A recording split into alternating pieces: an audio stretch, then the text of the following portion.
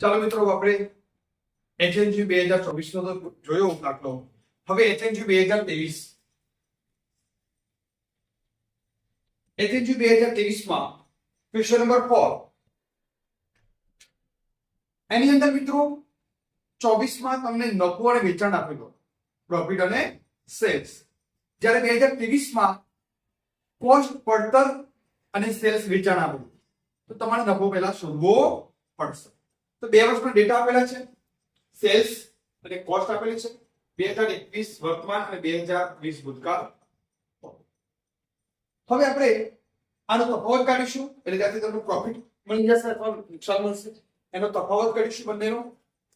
6 પ્રશ્નો પૂછેલા છે મિત્રો. પહેલો પ્રશ્ન પૂછ્યો છે પીવી રેશિયો, નફા જથ્થાનો ગુણોત્તર. તો change in profit divided by change in sales, એટલે કે નફામાં ફેરફાર ભાગ્યા વેચાણનો ફેરફાર. આપણે આગળ જોયું. બીજો પ્રશ્ન પૂછેલો છે સ્થિર ખર્ચા, ફિક્સ એક્સપેન્સ. એટલે ફિક્સ એક્સપેન્સ શોધવા માટે તમારે કોન્ટ્રીબ્યુશન માઈનસ પ્રોફિટ. તો કોઈ પણ એક વિષય ટાર્ગેટ કરી અને એના પરથી તમારે કોન્ટ્રીબ્યુશન ફાળો શોધવો પડશે. આ બેમાંથી કોઈ પણ એક વસ્તુ વેચાણ, તો જે લેવું હોય તમારે. ત્રીજો પ્રશ્ન, જ્યારે વેચાણ 4,05,000 હોય ત્યારે નફો કેટલો? તો વેચાણ 4,05,000, પ્રોફિટ when sales are 4,05,000. તો પ્રોફિટ કે લોસ જે મળે એ શોધવા માટે તમારે પેલા કોન્ટ્રીબ્યુશન કરવું પડશે.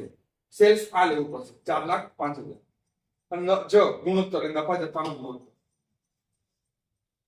ચોથો પ્રશ્ન, રૂપિયા 9,000 નુકસાન હોય ત્યારે વેચાણ કેટલું? Sales when losses are 9,000. તમારે સેલ્સ ફાઇન્ડ કરવાનો છે. લોસ આપી દીધી છે 9,000. પાંચમો પ્રોફિટ વાળો છે, 90,000 પ્રોફિટ કમાવા માટે અર્ન 90,000 પ્રોફિટ. સેલ્સ કેટલું? તો ફોર્મ્યુલા બંને સેમ છે. અહીંયા નફો એડ થશે, અહીંયા નુકસાન છે, લોસ એટલે માઈનસ થશે. છઠ્ઠો સમતોલ બિંદુ, બ્રેક ઇવન પોઈન્ટ, સ્થિર ખર્ચ એટલે કે fix expense divided by PV ratio. મિત્રો ઉલટા સુલટા એટલા માટે છે કે આગળ આપણે 2024 નો દાખલો ગણ્યો એમાં પૂછેલા હતા એ એમને રાખે છે. નવા આવ્યા એમાં 5 પ્રશ્નો પૂછ્યા હતા, આમાં 6 પ્રશ્નો પૂછ્યા. તો એ ધ્યાન આપો. દાખલાની શરૂઆત કરીએ. સૌપ્રથમ તફાવત કરવાનો વેચાણ. તો 5,40 માંથી 4,50 ગયા, કેટલા આવે? 90. Profit 5,40,000 minus 4,77,000, 63,000. 4,50,000 માંથી 4,05,000 બાદ કરો, કેટલા આવ્યા? 45,000. હવે 63 માઈનસ 45, 18,000. પહેલો પ્રશ્ન PV ratio, change in profit, નફામાં કેટલો ફેરફાર થયો છે? 18,000. ચેન્જ ઇન સેલ્સ, વેચાણમાં કેટલો ફેરફાર થયો? તફાવત 90,000 into 100. How much?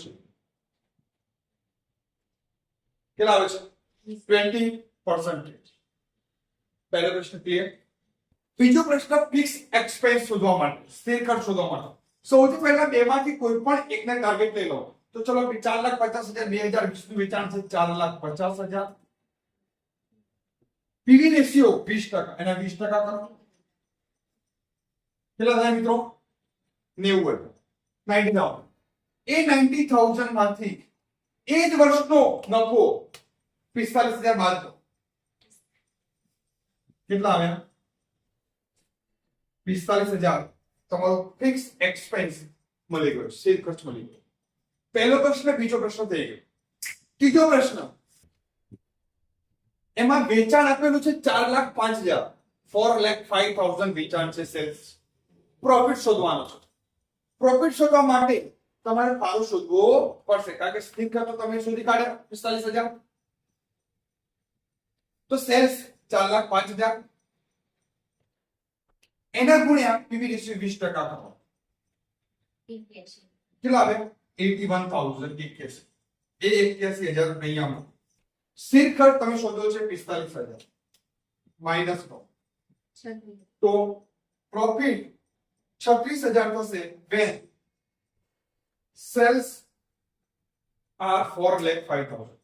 જ્યારે વેચાણ 4,05,000 થશે ત્યારે પ્રોફિટ કેટલો થશે? 36,000. ત્રીજો પ્રશ્ન ક્લિયર. ફોર્થ, સ્થિર ખર્ચ તમે શોધ્યું 45,000 માં હાલ. માઇનસ લોસ 9000 આપેલી છે. PV ratio 20%, 20%. 45 માંથી 9 ગયા. 36,000 ભાગ્યા 20%. 1,80,000. આ તમારો આવી ગયું સેલ્સ, વેચાણ.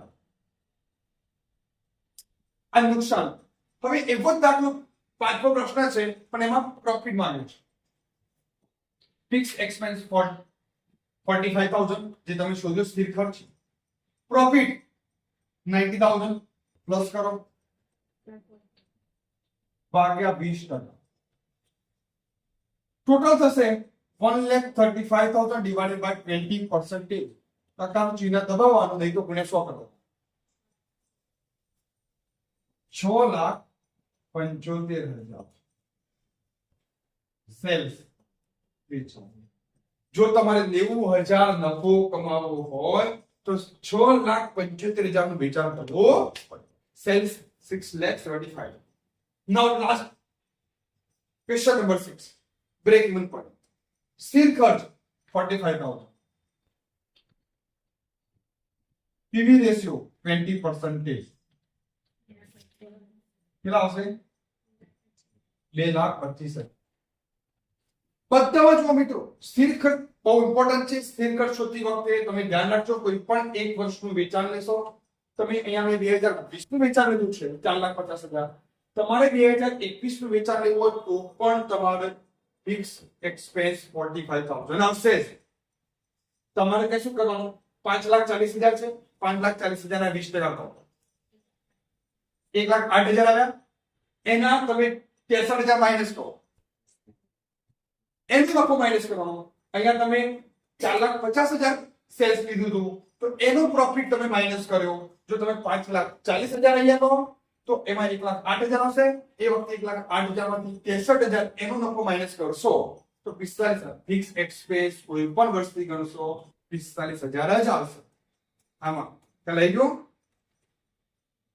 ક્લિયર? આ 2023 નો ક્વેશ્ચન છે.